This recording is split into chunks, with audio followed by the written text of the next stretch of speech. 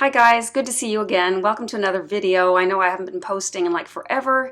I thought today it's going to be a little bit of an unstructured video, but I'm going to tell you about my perfume summer, what I've bought, what I've sold, maybe a little bit about that, where I've been, what I've been wearing, and kind of a little bit maybe I will also touch upon what I've been up to, where I'm at like in terms of work, selling my house and all that kind of stuff. Right now I'm stuck in a room in our house that we hardly use because there were people in the other rooms and everyone was like making noise and banging the dishes, and I thought that just wouldn't be a good setup for video. So I decided to come up here, and I have these little like router pucks so that the Wi-Fi actually works quite well up here. I'm kind of in the attic, like the top floor of the house, where I also have my bedroom. This room no one uses, which is a shame because it is really a kind of a pretty room.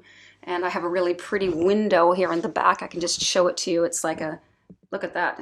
I mean, this is an old house. It's 100 years old. And I am right now in the process of trying to sell it again for the second time. Now they have, I mean, the interest rates are going down a little bit. I'm hoping to get some, you know, some proper bids. I'm doing it another way now. I'm not going to expose myself to the world. I have a broker working with what they call qualified buyers. So they don't let people in here that are not ready to buy. Like that they need to have like a commitment from the bank, or that they've already sold their place so that they have the funds.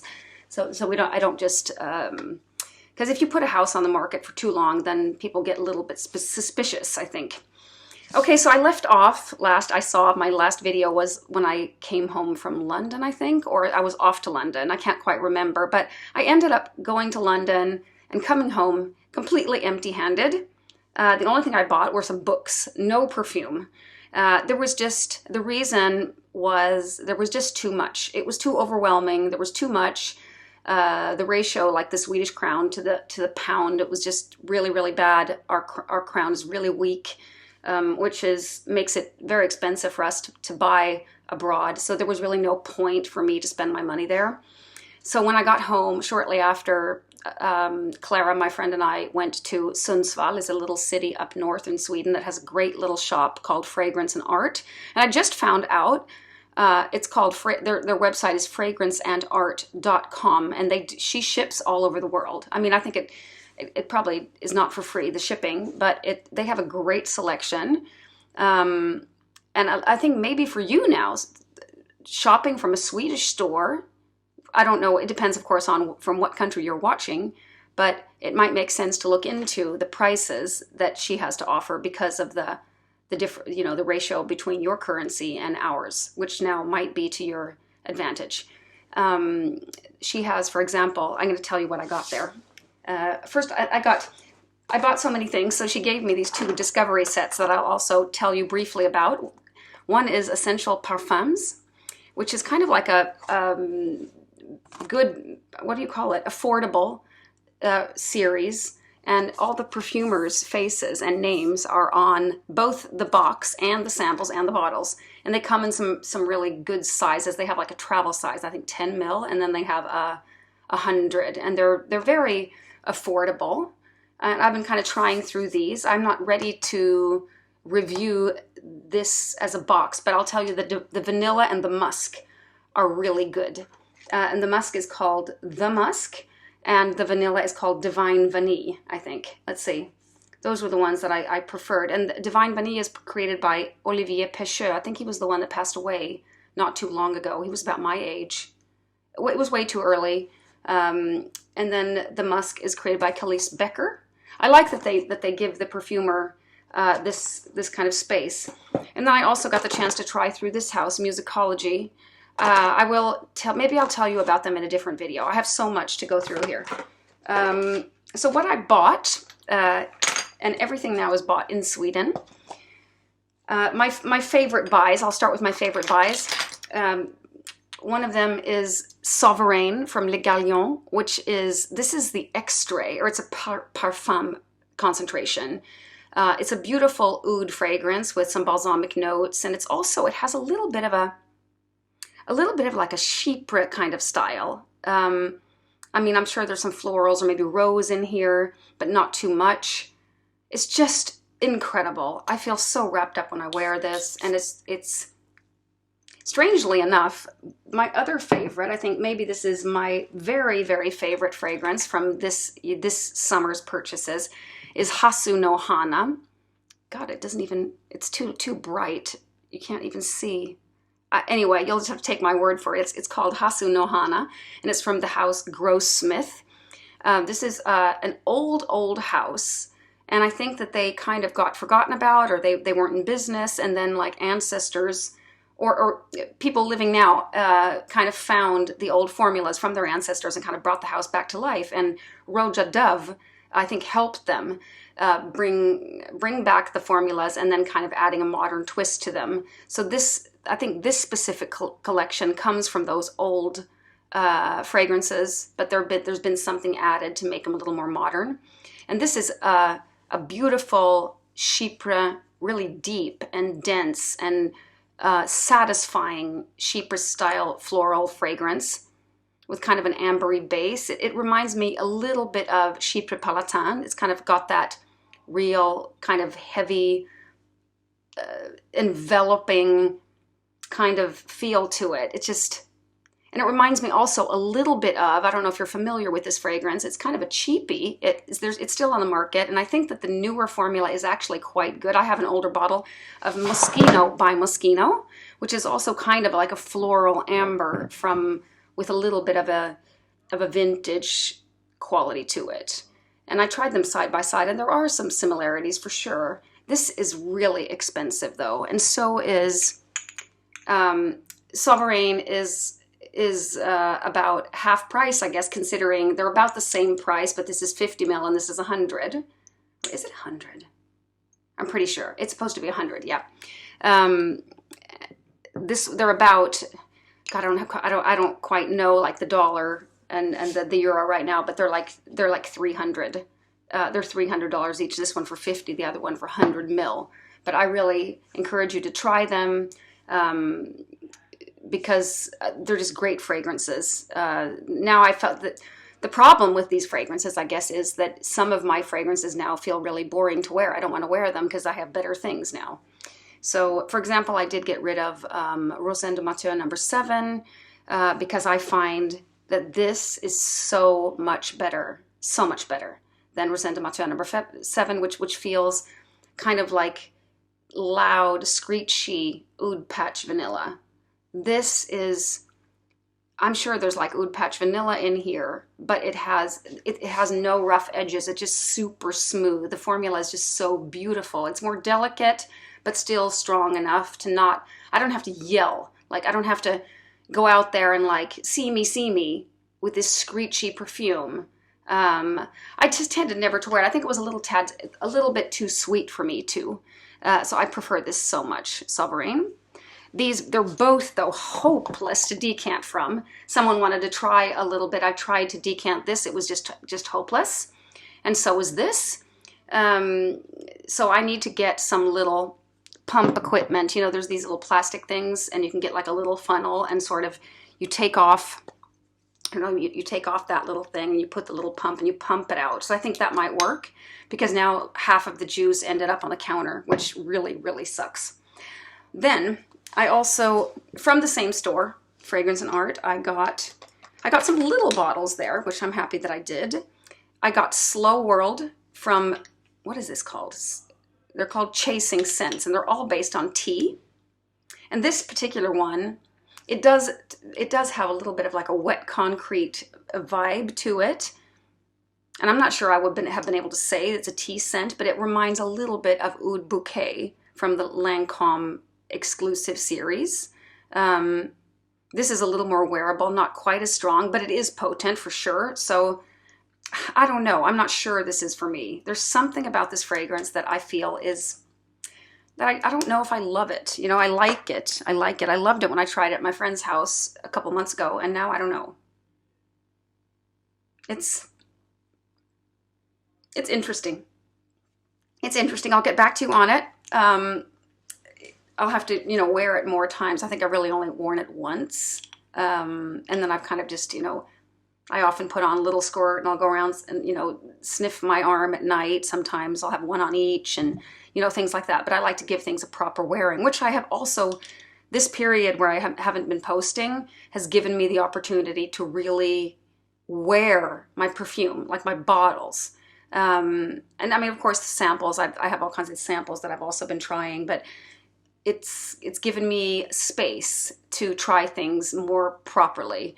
And I now realize that like all these influencers out there, there's no way that they can, you know, say they can't stop wearing this, or because if they come out with new content all the time, when are they actually trying these perfumes? I mean, the day only has so many hours, right?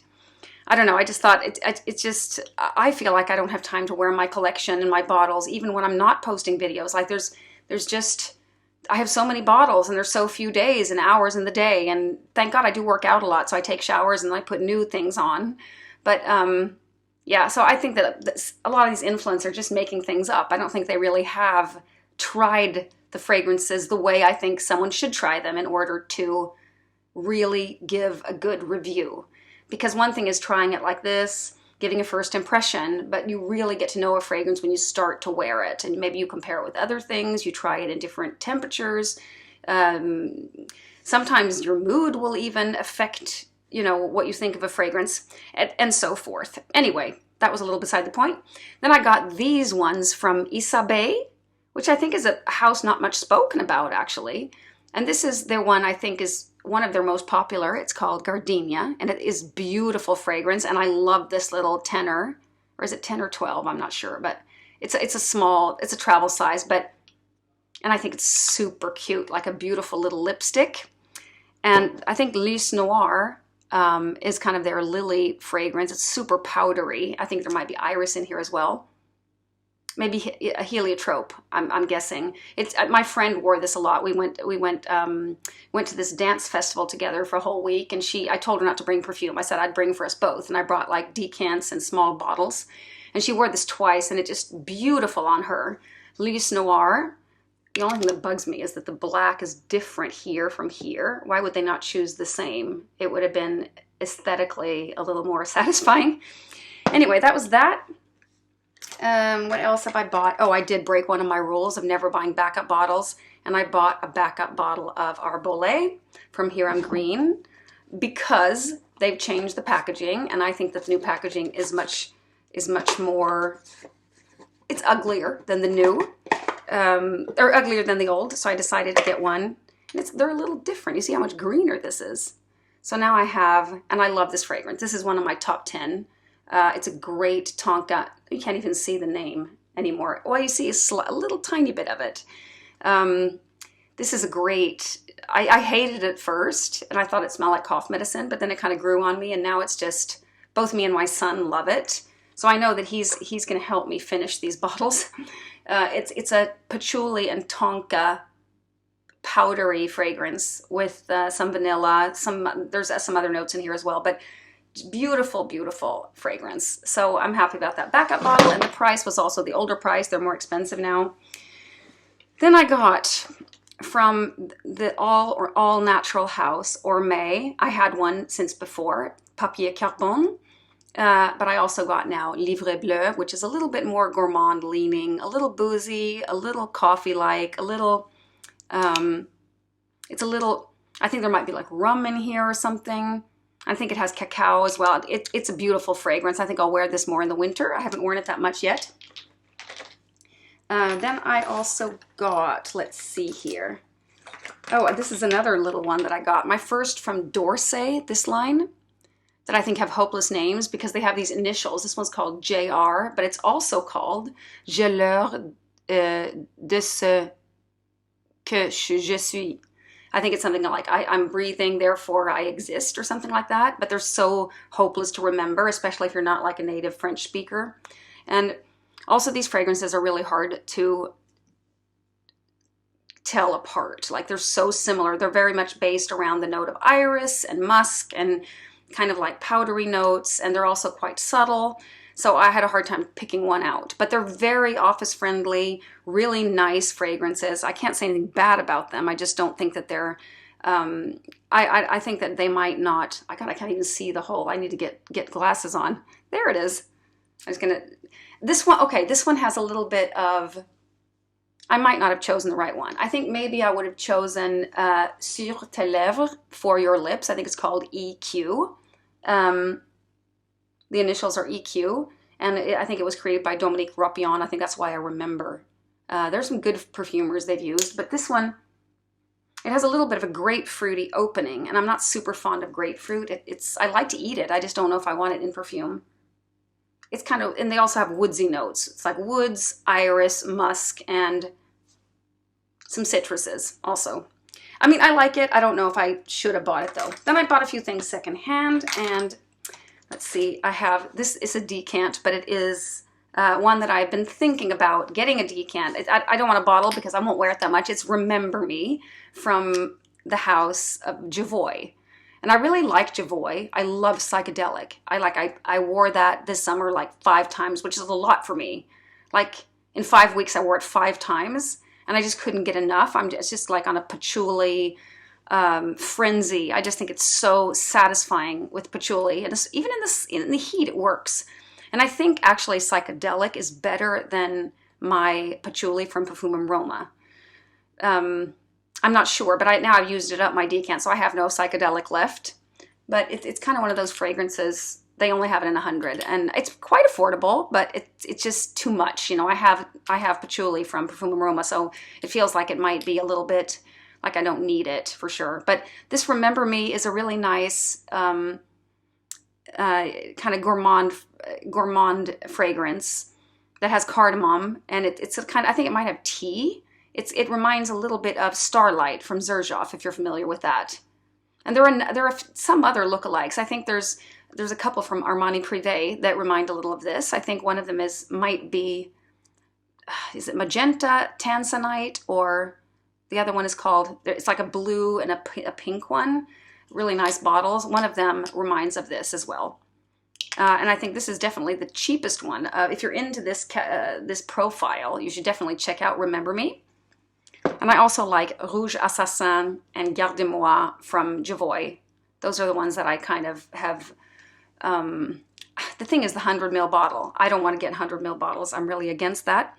Okay, one more that I bought secondhand is this one from Roja, and it's called Oud, and it's a parfum concentration.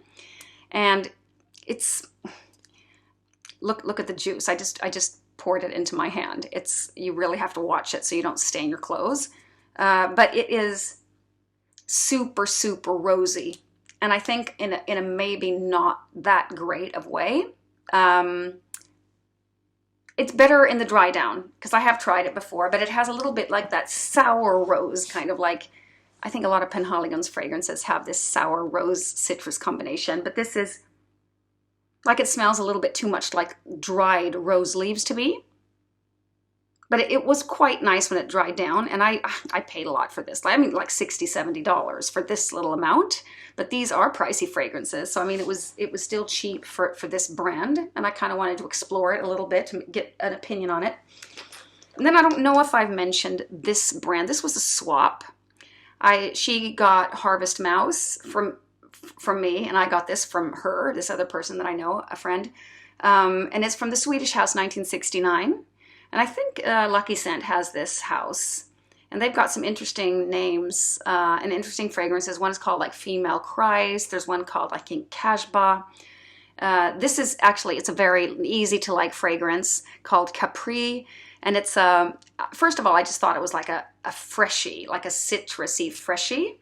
But there's a lot more than it's more perfumey than I first thought. This is more like, I mean, first you get the citruses, and I think it has like galbanum, it has chamomile, bitter orange, cardamom, juniper berries, osmanthus. There's a lot going on in here. It also has a little bit of a powdery quality. There's ylang ylang in here, jasmine. It has grapefruit too, but the grapefruit isn't like really dominant. In the beginning, you can feel all these citruses, but then it kind of dries down to a really nice kind of powdery, kind of close to the skin fragrance. But I've worn this like a lot. Look at that dent. I mean, this summer, and I think the reason is that I've had it in my downstairs bathroom, like where I pass by a lot during the day, and I just have like sprayed some on like this passing by, and I think that's why I've been wearing it, and I've liked it a lot. Or maybe my perfume from the day has kind of started to wear off, and I just, you know, come in at night and put a little of this on. Has felt right for me. And then I bought, I think maybe I did tell you about this, because this I bought, I think it was in May at this special perfume expo. This is The Ruler by Ellen Dahlgren. It's also a Swedish perfume house. She is the perfumer herself, and this is her brand. I don't know, did I mention that 1969 was a Swedish house? I'm not sure I did. This is also the year I was born, so I think it's a little extra fun to have one with my birth year on it. But I'm not sure it's a love. Like, would I buy it for full price? No, I would not.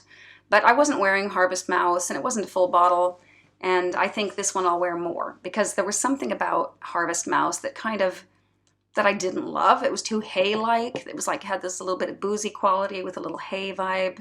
I didn't absolutely love it. So then I'm also going to tell you about a few fragrances in upcoming videos that I have. I had the chance to get acquainted with this house called Reine de Saba, which means the Queen of Saba. Or Reine, is it the Queen? Or is it just the, I'm not sure. I'm not sure now. But these are beautiful fragrances, and they also have the perfumer's name on the bottle. And their master perfumers have made these. And I just, when we were at Fragrance and Art, looking at these, you know, just getting acquainted, both me and my friend were like, we just need to get one of these each. We were just sure that was going to be in our shopping cart when we left, but neither of us left with one. And I think the reason was they're so expensive. They're really easy to like. They make a super good first impression. I think maybe I could compare them a little bit to Mise en Cire, if you're familiar with that house, Alberto Moria's house. That, like, they're super real easy. They're easy to wear. Like, I wouldn't call them people pleasers, but like so easy to like. But maybe a little bit thin, like a little bit. When I've worn them afterwards, I haven't worn them super much, but they didn't really. I mean, they're nowhere near projecting like Le Galion's Sovereign or Hasu-no-Hana from Grossmith. They're just like, because I like that feeling of, or Psychedelique for that matter. I love the feeling of just feeling wrapped up in my perfume. And I get that from these for sure. Or Chypre Palatin. Like, I mean, that type of fragrance. I haven't found one single one from this house that gives me that feeling. And not from, well, there is one. I'll just give you a brief of the Musicology fragrances. This is Natalie Lawson's house. And the names are kind of cute. There's Fly Me to the Oud, Close to Midnight, Because I'm Happy, I Belong to You, etc. I think I might have spoken about Sun Goddess before on my channel. I've had a sample of that. That's a really nice tropical, kind of beachy fragrance, kind of like Beach Walk, but better. The one I like the most, though, in this sample set is the Rose. And I don't even like Rose, which I find kind of interesting. But this particular Rose... Oh, I was going to say, my general opinion about the house is that the fragrances are a bit too quiet. They're too close to the skin. And even if I have my arm this close to my nose, sometimes I can't even feel the perfume. That's how weak they are. Like after they've dried down, like right when I spray it, okay, I can smell it. But like an hour later, it's like I have to hunt for the perfume on my arm. And that's not what I'm not happy with that kind of performance. I don't spend my money on that kind of perfume. But the Rose was an exception. I think Fly Me to the Oud was a little bit more, a little better performance than, for example, Because I'm Happy, I Belong to You, White is White, and Close to Midnight. Those are all kind of like subtle fragrances. But the Rose is, I don't know if you're familiar with Parfait de Roses or Parfait de Rose from Lancome's exclusive series. A lot of people were writing on Fragrantica that the Rose reminds of that. And it's been such a long time since I tried that fragrance, but I think that they're probably right. It has like a real gourmand feeling to this fragrance. It has vanilla, it has like white woods. I think there's like some raspberry in the top, but it's kind of like creamy. I wouldn't call it milky, but there's something really delicious about it. Like it's a modern rose. It's like nothing close to the oud fragrance. No, that wasn't the one. The Roja one. The rose oud, this sour kind of rose, like the old lady kind of rose. It's more like a young person's rose, like mixed with like a creamy vanilla base. Like you almost want to eat it. It's that good. And it's pretty sweet though, but not too sweet. I really, really enjoyed wearing that the other day. Would I buy a bottle of it? I think they only come in 100 and they're really pricey. So no, I probably wouldn't, because I have so many other fragrances that I like. And Gourmands, even Remember Me from Jovoy, it's not a fragrance that I'm going to wear every day. Sometimes I get a craving for something sweet, and then I'll reach for something like this, but I'm never going to go through 100 ml. I don't think I would wear the rose that much, to be honest with you, to justify a whole bottle. I can't see that happening. What else? Okay, I also bought this. This was secondhand. I think I might have mentioned it. My son has been taking from this one. He also loves this. It's called Vaninger, and it's from the house Oliver and Company. And I think maybe they've changed the name of the fragrance. Someone has, I think the perfumer has signed the bottle for my friend Helen.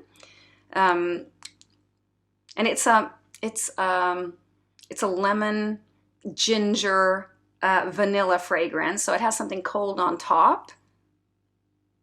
It has a little bit of eucalyptus feeling, but in the best way possible. It's like, it reminds a little bit of Ani, and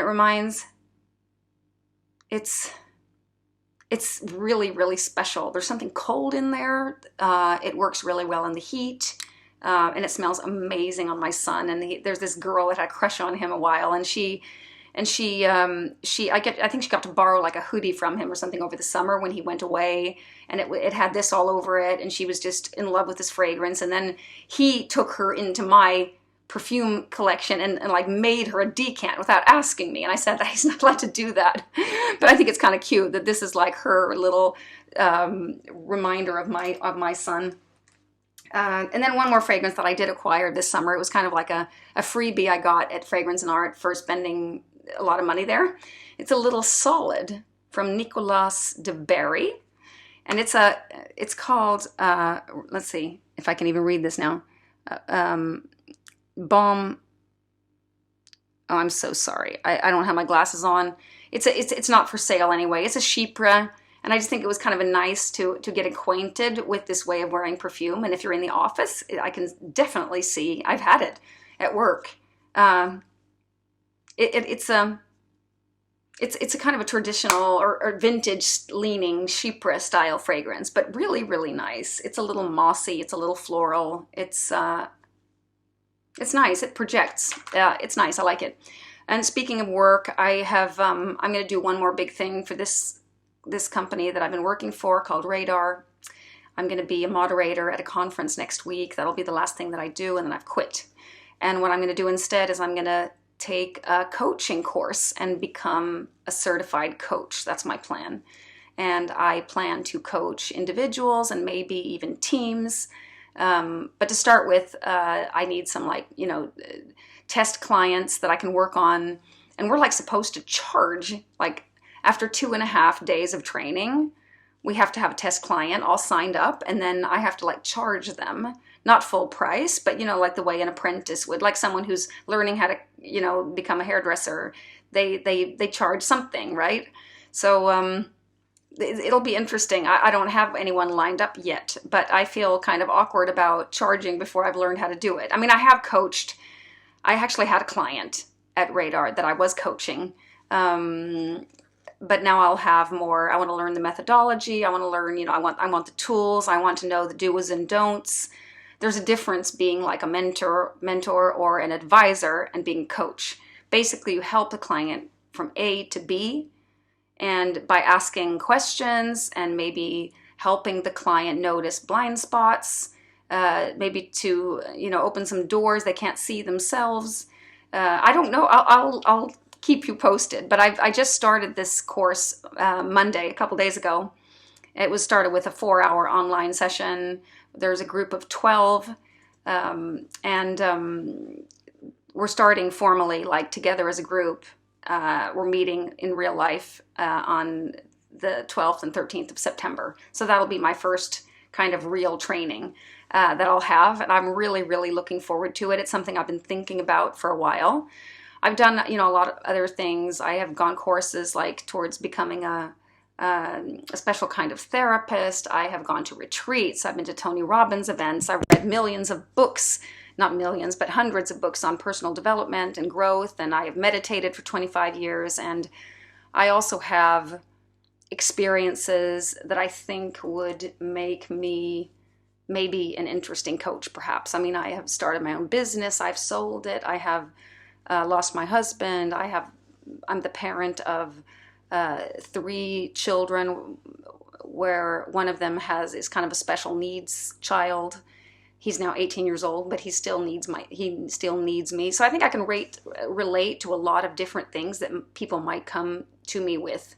But it could be anything. It's general coaching. It could be that you want to change careers. It could be that you want to, you know, work on your health, or you want to increase your income, or you want your, you know, someone's help to resolve a conflict or improve your parenting. It could be anything.